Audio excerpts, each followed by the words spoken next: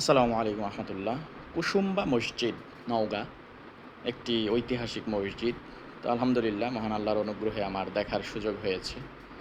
তো মসজিদটির অন্যতম বৈশিষ্ট্য হচ্ছে এই পুরো মসজিদটা আপনার পাথরে নির্মিত এবং পাথরগুলো যে সেই যুগে এত সুন্দর করে কারুকার্যের সাথে করা হয়েছে। আরেকটি বৈশিষ্ট্য দেখলাম মসজিদের, সেটা হলো এই যে সিঁড়িটা যে দেখছেন, এটা নাকি বিচার ব্যবস্থা ছিল মসজিদে।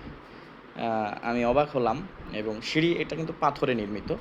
এখানে নাকি বিচারক বসতেন বা ওই সময়কার যারা ছিলেন ওনারা এখান থেকে বিচার কাজ ফয়সালা করতেন মসজিদের ইসে। এবং মসজিদের কারুকাজ এবং যে ডিজাইন স্থাপত্য শৈলী অসাধারণ এক কথায়। এবং এটা হচ্ছে মসজিদের মেহরাব।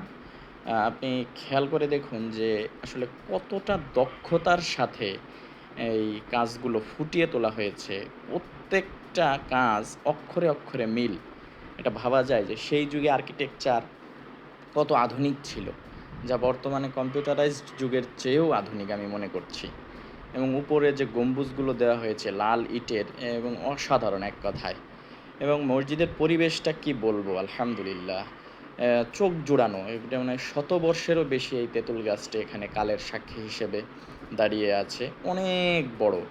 এবং মসজিদের পাশে কর্তৃপক্ষ আপনার পর্যটকদের জন্য বসার ব্যবস্থা করে দিয়েছেন। অনেক সুন্দর পরিবেশ করেছেন, টাইলস করে প্রত্যেকটা গাছের গোড়া বাঁধানো। এবং পাশে আপনার পর্যটকদের জন্য ছাউনি করে দেওয়া হয়েছে।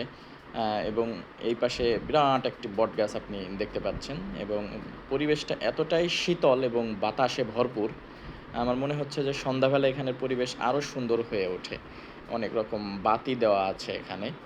তো আমি আশা করব আপনারা আসতে পারেন এই মসজিদে। এটি নওগাঁ জেলায় অবস্থিত।